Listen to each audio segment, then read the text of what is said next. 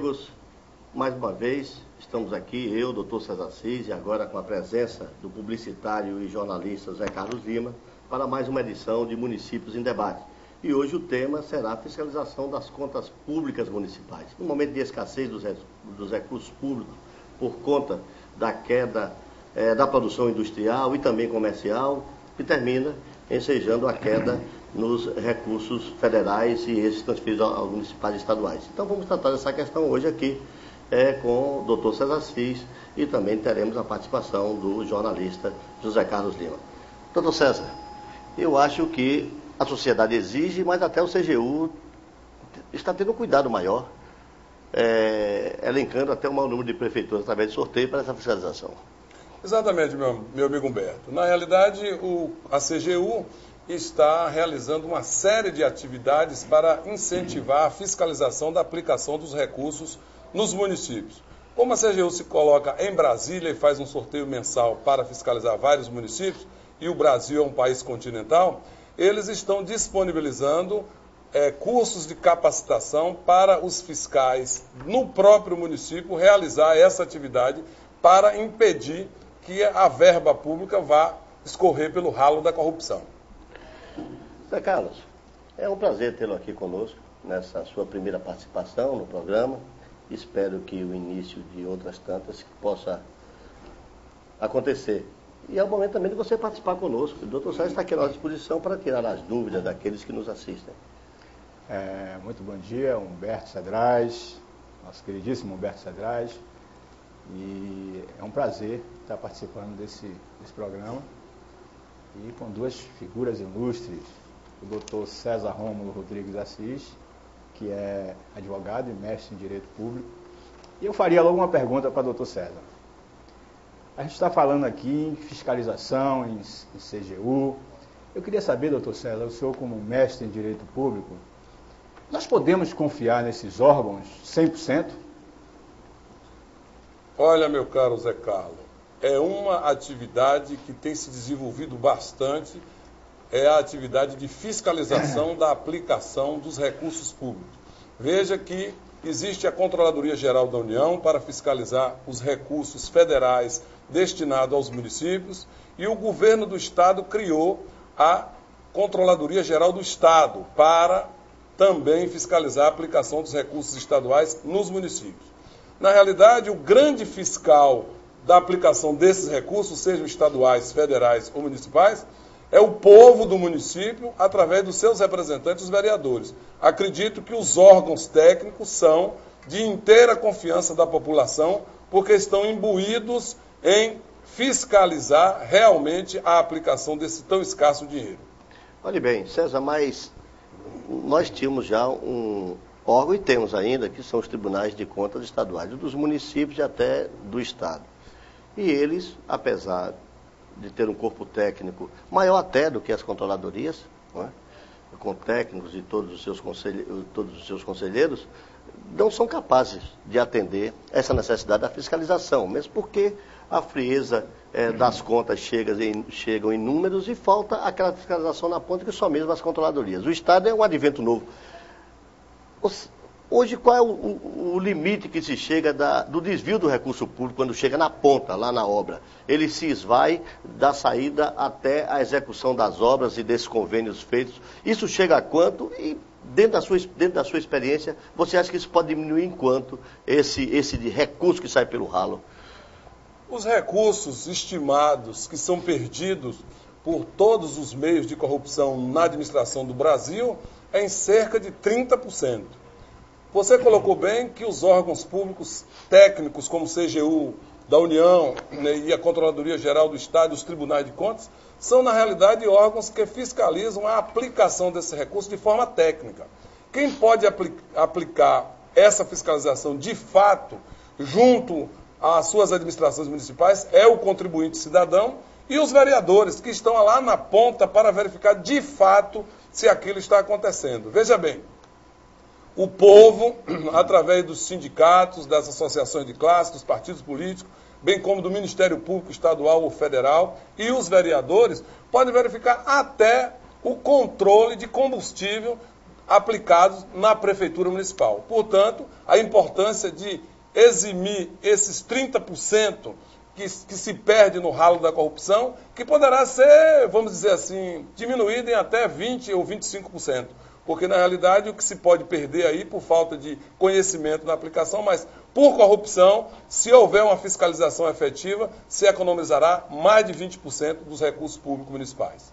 Ô Zé Carlos, você é um jornalista e, claro, está também antenado, né, nessas ações, infelizmente, ruins, essas que é o desvio do recurso público. E como jornalista, o que é que você tem como uma dúvida assim, que pudesse ser esclarecida por César, ou que você quisesse colocar para que ele possa desenvolver de forma que possa contribuir com aqueles que nos acompanham? Berto, você foi muito feliz nessa sua colocação. Inclusive, eu queria perguntar ao doutor César sobre capacitação. Se nós poderíamos,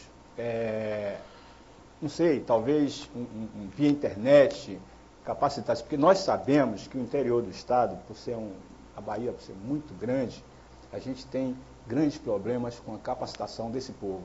Poderia-se, doutor César, fazer um projeto que viesse a capacitar esse povo pela internet, ou uma coisa mais fácil para chegar lá, para poder capacitar, para ele ser, inclusive, o fiscalizador, como o senhor mesmo falou? Meu caro Zé Carlos, essa sua pergunta vem a propósito de um projeto já implantado pelo jornal A Folha do Estado, pela TV Geral, pelo IBAC e pela Abracan.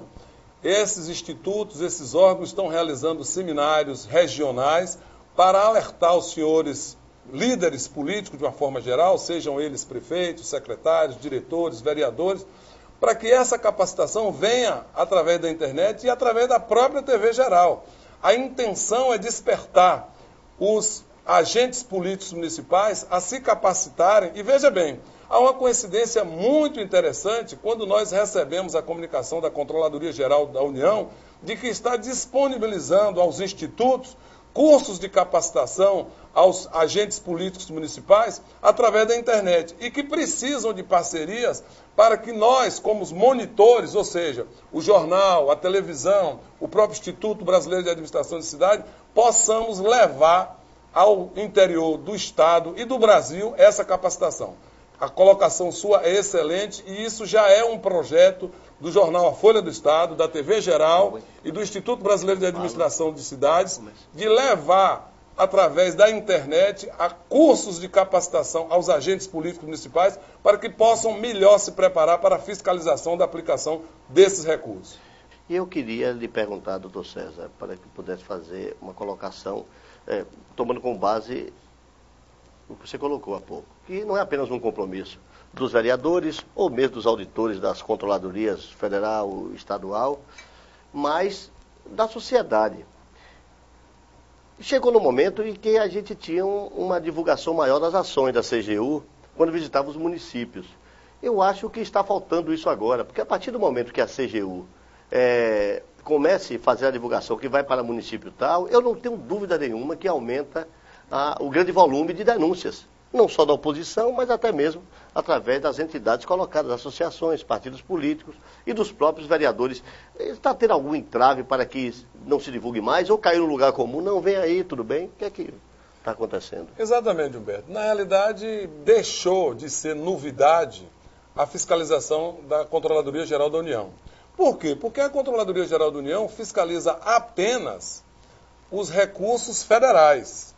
Os recursos estaduais e os recursos municipais aplicados naquela cidade não são da competência da Controladoria Geral da União, ou seja, a CGU. Então, como deixou de ser novidade e como o campo é mais restrito, hoje não se divulga tanto. Por isso é que a CGU está buscando entidade e nós já disponibilizamos o Instituto Brasileiro de Administração de Cidade, o jornal A Folha do Estado e a TV Geral para fazer uma parceria com a CGU, que é para capacitar o cidadão eleitor, as associações de classe, os partidos políticos e, inclusive, treiná-los para acionar o Ministério Público na cidade para que se faça uma fiscalização mais abrangente. Porque, na realidade, se não houver, por exemplo, durante o ano, convênios federais no município, A CGU não vai fiscalizar nada, mas a aplicação de recursos municipais e estaduais existe todo dia, e isso deve ser tratado pelo cidadão eleitor contribuinte do município. Inclusive o governo do estado, a controladoria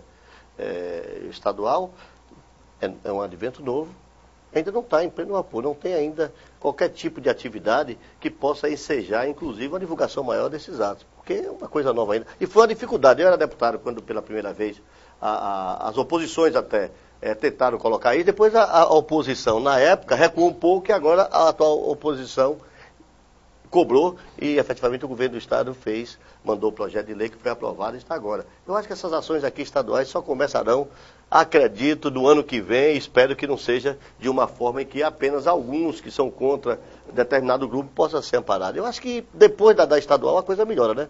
Incrementa mais um pouco. Olha, a bem da verdade, aproveitando a presença do nosso jornalista publicitário aqui, os governos têm usado muito de publicidade para divulgar ações que ainda não são concretas. Na realidade, a Controladoria Geral do Estado foi criada através de lei, mas não foi implantada. Na realidade, não tem nenhuma atividade e, como você bem colocou, quando foi deputado, da dificuldade que se teve de aprovar isso, porque nós esperamos que essa atividade da Controladoria Geral do Estado não seja uma atividade política, de perseguição daqueles que não comungam com os ideais ou os interesses do partido que está no poder.